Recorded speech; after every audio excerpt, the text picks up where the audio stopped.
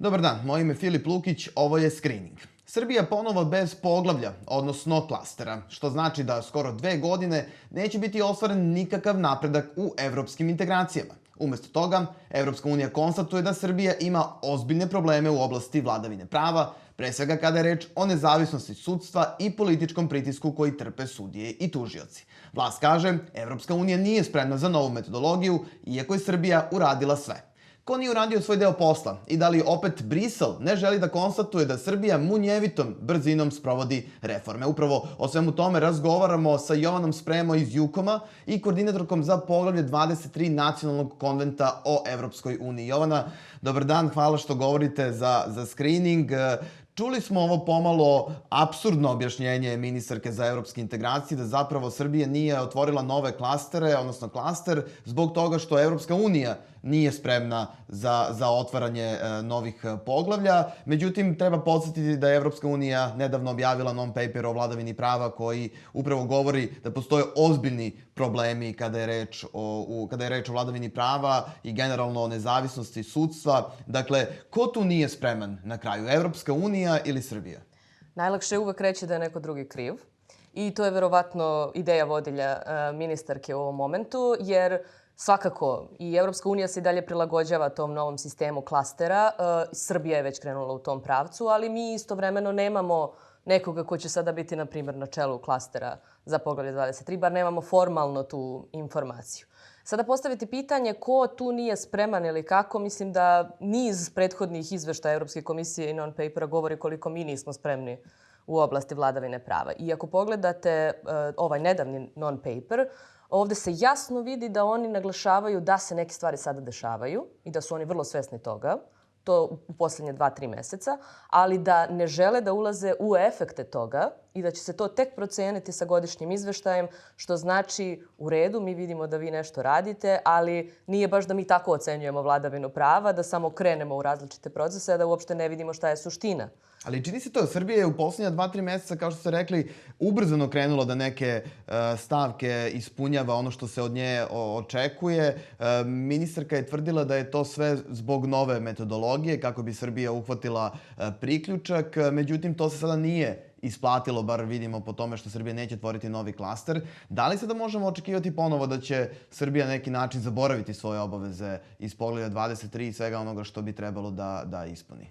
Pa ja mislim da ne. Ja mislim da će čekati svakako godišnji izveštaj Evropske komisije, ali i malo je verovatno da očekujete od nekoga ko vam ocenjuje napredak na godišnjem i polugodišnjem nivou, da vi nešto za 2 meseca krenete da radite, a da vam oni kažu super, sad ste odradili pravu stvar i sad ćemo da vam poklonimo jedno poglavlje ili otvorimo neki klaster. Jednostavno, Srbija mora da pokaže da je suštinski spremna da uradi ove reforme. Što se tiče aktivnosti iz akcionog plana za poglavlje 23, one se zaista u posljednja 2-3 meseca kao pritiskom na dugme dešavaju. Dakle, imali smo neke izmene procedura u pravosudnim savetima. Sada postoje neki mehanizmi da sudije i tužioci prijave nedozvoljen uticaj na njih. Mi još ne znamo kako to funkcioniše i da li funkcioniše. I to je ono što su oni naglasili u non-paperu, da će se tek meriti efekti tih nekih promjena. Jedna od velikih stvari koja se dešava jeste ponovni početak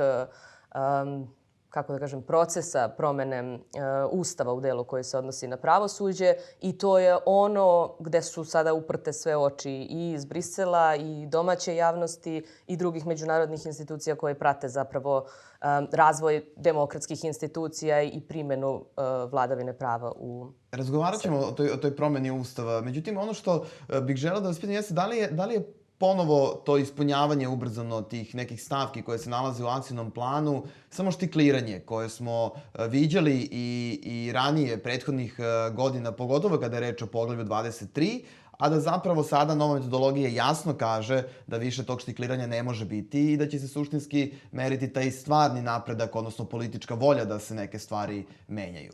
Pa mi u ovom momentu smo jako skeptični i izgleda nam kao štikliranje, posebno zato što je na neki način ova vlada, odnosno saziv Narodne skupštine već oročen rečima predsjednika. Znamo da se kod nas stvari dešavaju isključivo na reč predsjednika. I to je zapravo onaj moment gde mi sad smo jako fokusirani na ovaj proces, baš da bismo pratili da li opet štikliramo neke stvari ili zaista možemo da pokrenemo neku ozbiljnu raspravu. Ja moram da kažem da ova javna slušanja koja su bila u Narodnoj skupštini zapravo predstavljaju neki dobar pomak i da su zaista oni pozvali i strukovna udruženja, i profesore, i civilno društvo i to je zapravo kako bi to trebalo da izgleda. Međutim, proces tek sad počinje i tek će sad da se radi na izradi akta o promeni Ustava i to je ono gde će se zapravo videti da li se ide u ovu promenu suštinski ili sada zaista želimo samo da napravimo da ta procedura izgleda potpuno inkluzivno i transparentno, a opet ćemo da podmetnemo neka rešenja sa kojima se struka ne slaže. Ali struka je rekla svoj stav o onom predlogu koji je postojao prethodnih meseci. Odbor za ustavna pitanja sada treba da izradi, kao što ste rekli, taj konačni predlog. Međutim, kolika je verovatnoća da će se taj konačni predlog teksta o kom će se raspravljati i kom će se građani izjašnjavati na referendumu razlikovati od onoga što smo videli prethodnih meseci?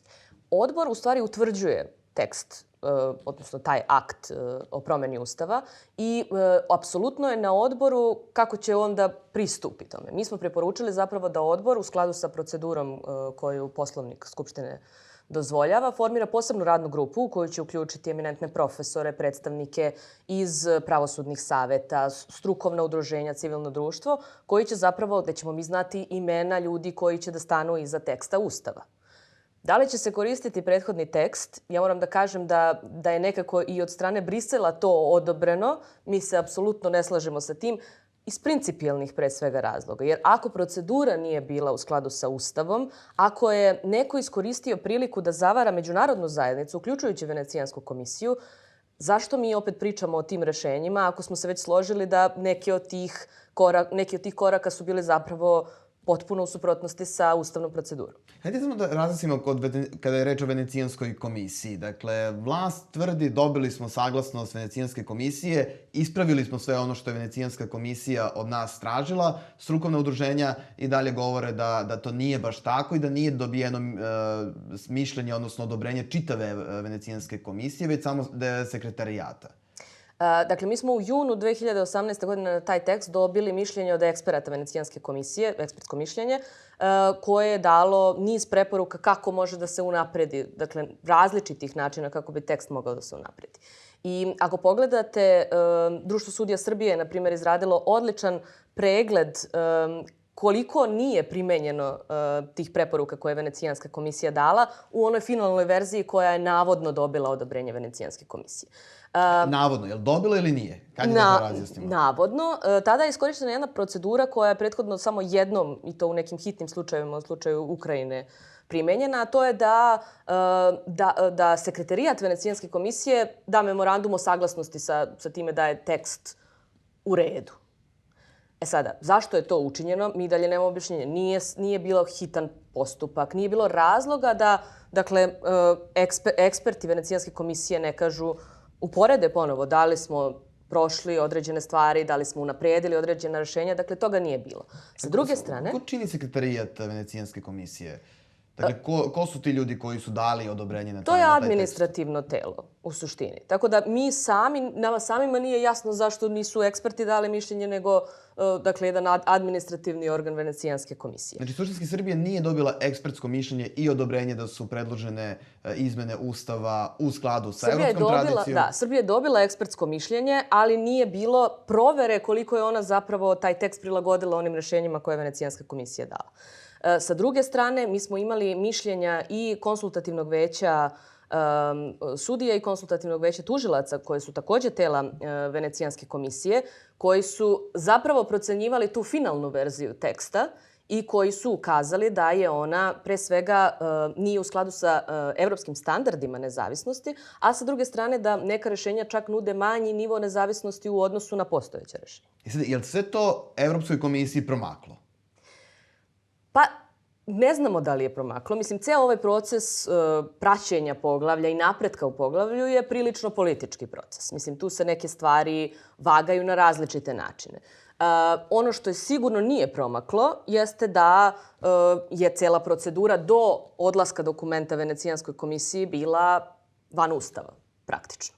I da su i oni sami rekli da je ovo tek sada, kada krećemo u proces izmene Ustava, drugi korak od 12 nekih proceduralnih koraka koje smo mi namerno izlistali u akcionom planu za poglavlje 23 da bismo sprečili dalju perfidiju u pogledu primjene procedure. Tako da oni su jako svesni da taj ceo proces nije bio skladan. Naravno, gleda se uvek da se ne opterećuju ni njihove institucije, ni institucije Saveta Evrope toliko.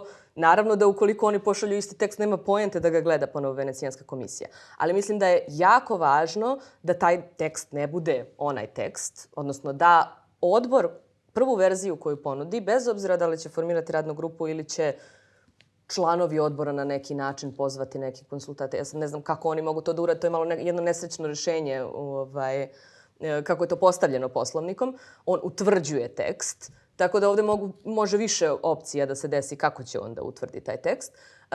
I to je ono zašto je zapravo i vlada, odnosno Ministarstvo pravde, insistiralo na tome da u akcijnom planu stoji da ukoliko se ne bude značajno razlikovao tekst, on neće ići na Venecijansku komisiju. Mi smatramo da je to apsolutno neprimereno i da ako sada tek krećemo u tu proceduru, mi ćemo izraditi neki tekst. On može imati osnove tog teksta, on može imati neka rešenja oko kojih ćemo se dalje sporiti, ali on svakako ne može biti taj tekst. I šta opet znači značajno razlikuje u odnosu na prethodni tekst? Mislim, ko meri šta se značajno razlikuje?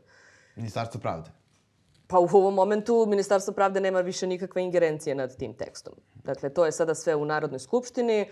Narodna skupština je nadležna za izmenu Ustava u ovom delu. Ona će na kraju o tom aktu se izjašnjavati, poslanici dvotrećinskom većinom, a potom i građani na referendumu. Samo je jako bitno da to ne bude... Mislim, mi možemo protrčimo kroz tu proceduru. Mislim da je to u ovom sazivu Skupštine vrlo jednostavno i da će oni moći da prvo se slože oko tog nekog akta koji će biti iznet pred poslanike. Poslanici kao i u ovoj prethodnoj raspravi će da pričaju šta kome odgovara i na kraju da glasaju za predlog i on će da ode na referendum. A da li građani uopšte znaju o čemu se radi u izmenama, odnosno zbog čega menjamo Ustav?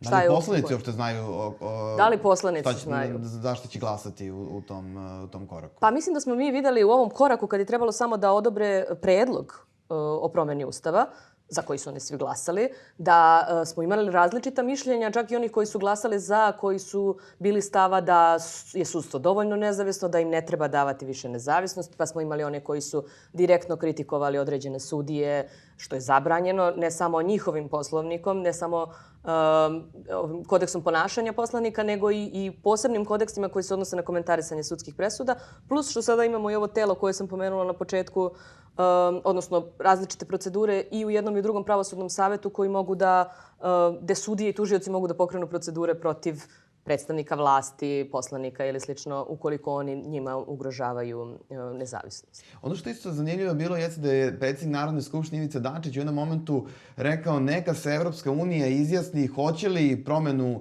Ustava u Srbiji ili neće.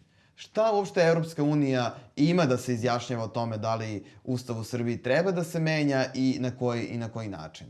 Evropska unija se već izjasnila o tome. Dakle, mi od početka, od polaznih merila koje smo dobili screeningom, zapravo imamo kao prvo merilo da Srbija u cilju veće nezavisnosti pravosuđa, odnosno oslobađanja pravosuđa od prisutnih političkih utjecaja, bilo kroz direktne uticaje, bilo kroz neke posredne, budući da su nam zakonska i ustavna rešenja takva kakva jesu, da je neophodno da se promeni Ustav u delu koji se odnosi na pravosuđe, upravo da bi se obezbedio taj nivo nezavisnosti koji je u skladu sa evropskim standardima, sa standardima Saveta Evrope i sl. Dakle, to je jedna stvar. To smo dobili još pre 5 godina. Druga stvar je da smo mi već 2007. godine dobili mišljenje Venecijanske komisije o Ustavu, budući da im je Ustav poslat tek kad je usvojen, i da su oni tada rekli da on apsolutno ne omogućava nezavisnost pravosuđa, odnosno da direktno imamo upliv izvršne i zakonodavne vlasti u procedure izbora, raspuštanja sudija i sl. Dakle, to je ono što je našem društvu potrebno, nevezano za to da li Evropska unija od nas to traži ili ne, i o tome su se i strukovna udruženja prethodno izjašnjavala i sl. Mi sada samo moramo pokažemo iskrenu nameru u tome što će nam biti plus u evropskom putu. I mislim, vi ste možda slušali ono slušanje kada su bili predstavnici međunarodne zajednice u Srbiji u Skupštini, kada je zamenica šefa misije rekla vi ništa ne morate. Dakle, vi ste odlučili da pristupite Europskoj uniji i vi ovo sve radite u cilju toga da vi budete jedno spremno društvo koje će moći jednog dana da bude punopravna članica Europske unije. Dakle, mi nećemo vas terati da to radite i to je ono što se zapravo vidi u ovoj odluci sad o otvaranju poglavlja. Dakle, morate da pokažete rezultat, ne nameru, nego rezultat da bi zapravo mogli da govorimo o tome da ste vi spremni da u jednom momentu postanete članica. Ali priznaćemo i da je Evropska unija imala svojih pogrešnih koraka i da je nekako javno mnjenje u Srbiji umorno od procesa evropskih integracija. Tako, lako se manipuliše i narativom kada već 2 godine nema nikakvog napretka. Doduše, Brisel nikada nije oštar u svojoj kritici na taj način da vrlo jasno komesar za proširenje pred građane Srbije izađe i kaže niste otvorili nova poglavlja zbog toga što vaša vlada nije uradila ono što se od nje očekuje. Dakle, kako rešiti taj nekako disbalans koji postoji? Dakle, Srbija je jedina zemlja u Evropi u kojoj mladi su protiv Evropske unije. Podrška članstva u Evropskoj uniji je ispod 50% prvi put. Dakle, već su vidljive neke ozbiljne društvene posledice svega onoga što se događa u poslednje vreme. To su zapravo 2 stvari. Znači, prva stvar o kojoj treba govoriti jeste kako su formulisani izveštaje Europske komisije. Oni nikada nisu preterano oštri. Oni su vrlo pisani diplomatskim jezikom i mi već poslednja 2 izveštaja negdje imamo taj malo, da kažemo, jači jezik koji kaže nema napretka ili izrazito ograničen napredak, što je, oni su uveli posebnu kategoriju ograničenog napretka da bi mogli da kažu da, eto, nije baš da ništa niste radili, ali niste radili. Ono što treba vidjeti jeste kako će izgledati ovaj sljedeći izveštaj Evropske komisije, budući da sada po novoj metodologiji države članice imaju mnogo više glasa u ocenjivanju toga kakva nam je vladavina prava zapravo. Što smo vidjeli sada, njih 10 je reklo da nije zadovoljavajuće. Tako je. I mi smo mogli da vidimo i nije bilo otvaranja poglavlja. Kako će to da se oslika? I sad, ovaj non-paper je zapravo i rekao da oni prvi put neće ulaziti u procenu stanja, nego samo faktografski prikazati šta se dešava, a da će zapravo u izveštaju Europske komisije se vidjeti ta ocena, odnosno kako je to zaista, da li su te reforme zaista na dobrom putu ili je to samo ono što smo rekli na početku, štikliranje. Sa druge strane, zašto nam je ovakva situacija u Srbiji što se tiče poverenja u Europsku uniju? To je zato što apsolutno nema informisanja građana o onome šta nam donosi članstvo u Europskoj uniji. Dakle, da ne govorimo samo o ovome da ćemo možda do kraja godine da imamo referendum o Ustavu, a da građani Srbije ne znaju šta se menja u Ustavu. Dakle, vi prosječnom građaninu kada kažete promjena Ustava, oni kažu referendum Kosovo. A uopšte ne govorimo o tome. I to je zašto se sad na svakom slušanju i predsjednik Skupštine i neki drugi govornici ograđuju na početku. Dakle, mi nećemo pričati ni o kakvim drugim promjenama Ustava osim u delu koji se odnosi na pravosuđe. Zašto? Zašto? Mi smo već uočili izrazit broj članova Ustava koje je neophodno menjati u cilju poboljšanja stanja, uključujući deo koji se odnosi na osnovna prava. Mi imamo neka nova prava sada koje uopšte se ne nalaze u našem Ustavu, ne znam, pravo na vodu. Te neke stvari nisu uopšte obrađene, a to je sve nešto što ćemo morati da menjamo usput, plus što ćemo morati da prilagođavamo Ustavu u onom momentu kada budemo spremni da uđemo u Evropsku uniju. Još ako tekst u oblasti pravosuđa bude ovaj koji je predložen, mnogi stručnjaci kažu da će doći do promjene Ustava vrlo brzo ponovo. Tako je, a Ustav nije nešto što bi trebalo se menja svaka 2 minuta. Dakle, Ustav menjate i postavljate ga tako da vi posle zakonskim rješenjima možete da detaljnije ulazite i razrađujete ta prava i obaveze, ali Ustav treba da bude, mislim, znamo zemlje koje nisu nikada u životu menjale Ustav. Mi menjamo Ustav na 15 godina, otprilike, okvirno. I to nije, mislim, čak i tih 15 godina je puno u odnosu na ovo što će sad da nam se desi ukoliko sad promenimo Ustav u delu koji se odnosi na pravosuđe, pa onda za 5 godina budemo menjali u odnosu na nešto drugo, pa onda eventualno ceo Ustav kad budemo bili spremni za pristupanje Evropskoj uniji. Mislim, to nije proces koji treba tek onako sprovesti. I to što nama sada stoji taj rok kraj 2021. godine, pa dobro ste se setili 2021. godine da nam je kraj godine rok za to, jer mi govorimo o tom roku od 2017. Pa 2018. Pa je 2019. postavljeno 2021. za rok. I sad se mi setimo pola godine pre toga i kažemo mi ćemo to sve da uradimo do kraja ove godine i to će sve da bude u redu prema najvišim standardima, rasprava transparentna. Mislim, to se ne radi tako.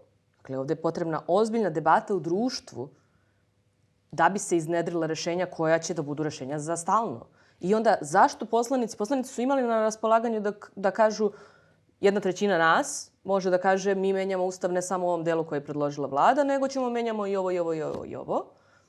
Oni su se ponašali kao, prvo da ne znaju da im je to na raspolaganju, a drugo da je to zadato. Dakle, to što dođe od izvršne vlasti u Skupštinu je jasno zadato za poslanike i oni uopšte ne razmišljaju šire od toga. I to je ono što će da nam stvori dugoročno problem. Ono što je možda zanimljivo i može da bude neki signal jeste da je 10 zemalja blokiralo Srbiju ovog puta. Obično se ranije govorilo o jednoj, 6, dve, 7. 3, tako. Dakle, nije bio broj od 10.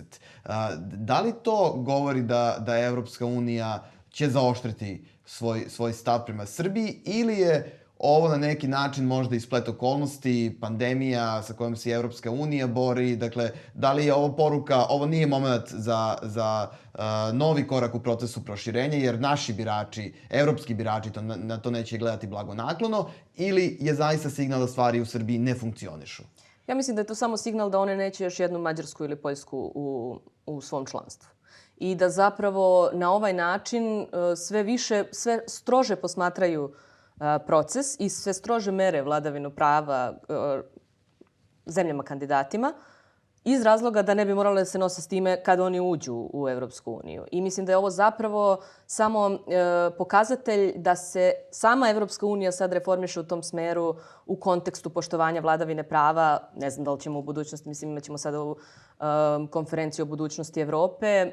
Kakva će rešenja tada, da li će se menjati ugovor, na koji način, da li će neke procedure prestati da budu jednoglasne i možda preći na kvalifikovanu većinu. To su neke stvari koje se sve tiču vladavine prava kao osnovnih vrednosti na kojima je zasnovana Unija. I to su zapravo ovaj veći broj članica, po meni, možda grešim, zapravo je samo pokazatelj da sad oni i unutar Unije mnogo ozbiljnije posmatraju probleme vezane za vladavinu prava i da samo neće da kažu evo, vi prođite olako kroz to, pa ćemo se posle nositi sa tim. Ne, nego ćete vi da rešite sve svoje probleme pre nego što uđete. Ali i Mađarska i Poljska su na izgled rešile sve svoje probleme kada su ušle u Evropsku uniju. Onda je došao prvo umereni Viktor Orban, koji je polako postajao sve više desno orijentisan i populistički orijentisan. Isto se dogodilo i u Poljskoj. Koje su garancije da se tako nešto neće dogoditi i u Srbiji? Dakle, evo, pričamo o tome. Možemo mi da dostignemo neku formu, da ispunimo, promenimo ustav čak i onako kako bi Evropska komisija od nas očekivala. Međutim, da kada uđemo u Evropsku uniju kažemo ipak ovo se i ne važi. Pa mi ne možemo da znamo unapred kakva će nam biti politička garnitura za 20 godina. Mi se samo nadamo da neće biti ista u narednih nekoliko godina da bismo mogli ove neke procese da prodrmamo, ako ništa drugo. Jer nije to bila samo situacija sa tim velikim proširenjem kad su ušle i Poljska i Mađarska. Tu je bilo otprilike nekih najmanje uslovljavanja za ulazak. Nekako je bio taj moment da je cilj bilo proširenje Evropske unije. Mi sada opet imamo taj deklarativan smer Unije da je proširenje, dakle, strateški cilj Evropske unije, ali mislim da su sad vrlo oprezniji baš iz tog razloga da bi bar sistemski mogli da obezbede poštovanje vladavinu prava u zemljama, pa sad u zavisnosti od političke strukture. Znate, mi imamo, na primjer, neka jako dobra rešenja, zakonska i slično, ali ako se ti zakoni ne primenjuju, mi džaba govorimo o dobrim rešenjima na papiru. I to je zapravo, sad, šta mi radimo? Mi stvari izgrađujemo institucije, odnosno šta bi trebalo da radimo, da izgradimo institucije da one budu otporne na politički uticaj. I ako vi ne obezbedite da su institucije, sudstvo, nezavisne institucije poput Zaštitnika građana, poverenika za različite oblasti, sposobne da same dakle, rade svoj posao bez upliva bilo kakvog pritiska sa strane, onda vam politička garnitura i nije toliki problem.